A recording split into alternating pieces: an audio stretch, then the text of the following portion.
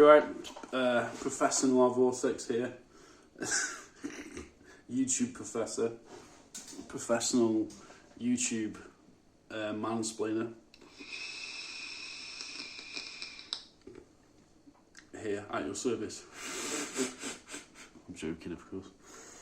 I thought I'd talk about violence today. Violence as play, basically. So, got my weapon here.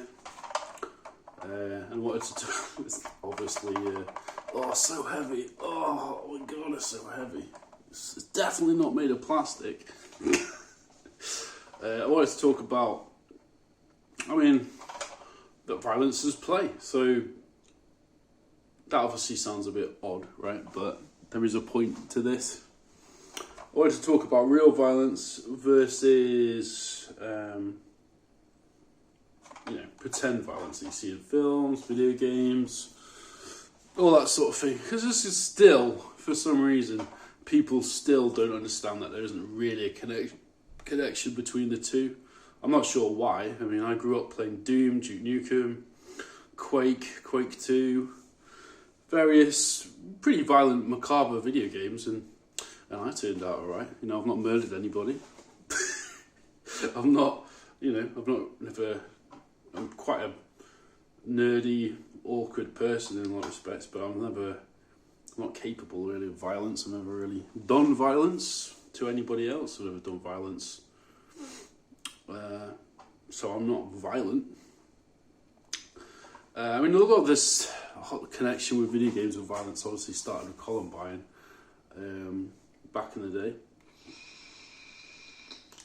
Which is where, anyone my age would be aware of this, but basically school kids disaffected happened to play Doom like literally everybody on the planet at that age. But they made a connection between Marilyn Manson, so heavy metal, and the fact that they played video games, and they said the reason that these kids killed and shot a bunch of their other students was because of Doom and Marilyn Manson. And this is a trope that emerges in culture constantly. It's a constantly annoying trope as well because it's so obviously bollocks. There isn't really any real connection. Video games do have to have a level of censorship in them. I'm not one who'd... I like Grand Theft Auto, though, for example, which is... that was controversial because in that game you can pick up prostitutes, and if you want to, in your own free will, you can kill them. That was always the thing that was emphasised in that game, but that's not actually the point of the game. If the point of the game was to pick up prostitutes and kill them, then people would have a point that that's disgusting. That's a horrible, gross thing to encourage at all, obviously. But yeah, the whole point of Grand Theft Auto is that you have free will, basically. You're a criminal, you have to operate within a criminal world in that game. But you have a free will to not do that. So it's an interesting back and forth in the fact that the game doesn't force you. You get nothing from picking up a prostitute, going in your car, and the car moves around. It's quite funny. It's almost comedic. That's the whole point of that. Really, it's comedic. Anyway, getting off track, but yeah, I find it very annoying when people make this link. Obviously, human beings, we have the potential for violence inside us. We're all born without violence. We all, on some level, have experienced it. We've all ever experienced being bullied. Some of us have also experienced being, or both sides of the coin. Like I myself have experienced both sides of it, really. I've been bullied, and this is going way back when I was a teenager. But there was a period where I also became a bully to one of our friends. It was like ostracising a friend, basically for a period of a few months. We made up, but that did happen. I think everyone's been through this, the betrayal of the bro. At some point, everyone has been through that, I think, on some level. And girls are as vicious as well. The girls do that. Sort of like the insiders and outsider group. But I've also been bullied. I was a new kid in school for quite a while. It was quite difficult when I was younger. So I moved basically school when I was 10. 9 or 10 or something, so it was last year of primary school. And then the last year of primary school I moved to a new place, had to get to know new people. And I did form a gang pretty fast, like one of my schoolmates that basically went into secondary school with me.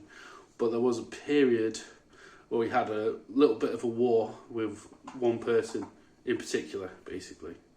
Like, not a war, it's completely exaggerating, obviously, but we had a big falling out. And I had a fight with him, a physical fight. But, like, literally, that's it. Anyway, this isn't about my schoolyard fights when I was a little scamp back in the day. But yeah, I mean, we all have some experience with actual violence. Actual violence, and there's a really good clip actually of Harlan Ellison talking about this as a science fiction writer. He says, when you're writing about violence, you shouldn't,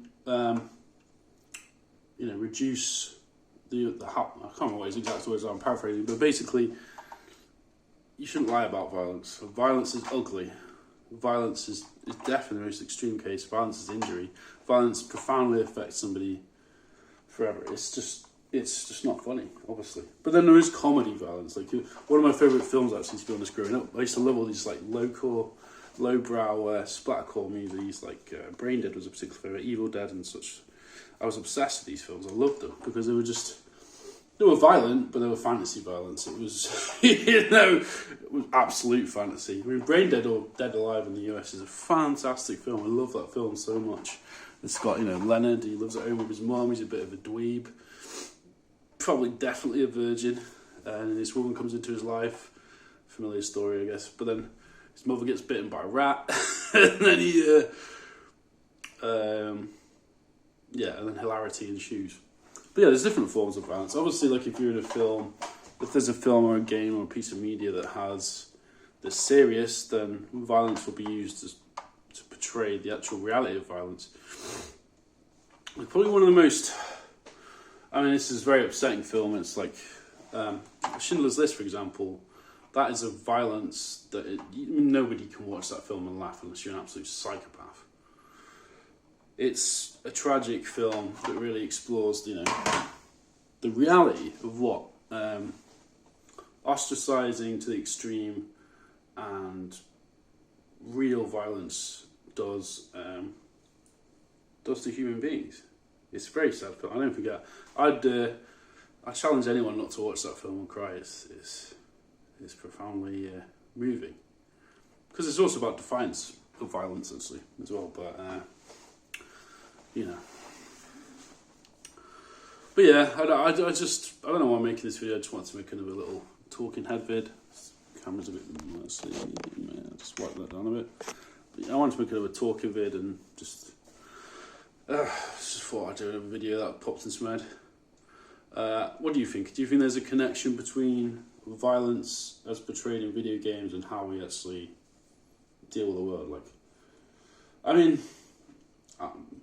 I think, as always, like your tastes anyway are dictated by what you like.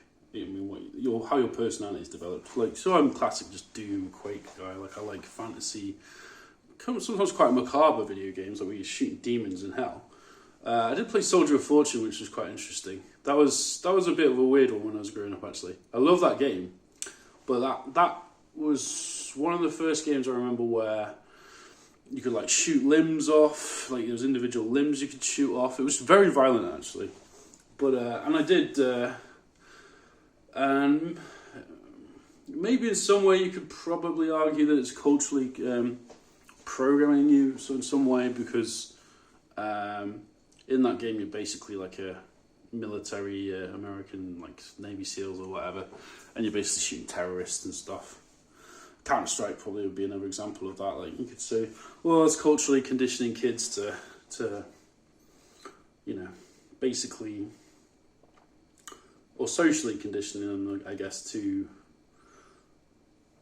hate terrorists and want to kill these like terrorists, and then you could make a very, very, very loose argument that encourages Islamophobia or whatever. But then I don't think so. It's just a video game, and like there's tons of all religious persuasions, all people play Counter-Strike, for example. Like, you can play as terrorists or counter. It's fantasy. It's not real. That's the whole point. It's just a healthy. And yes, probably it's generally men, my sort of age who are into these video games. women just don't like, I think, shooting each other that. Well, they do. Some of them do. Like, don't get me wrong. I know there's plenty of game girls out there. Gamer girls, sorry. Who could blast my balls off, blast my head off, and all the rest of it. I know there is, definitely.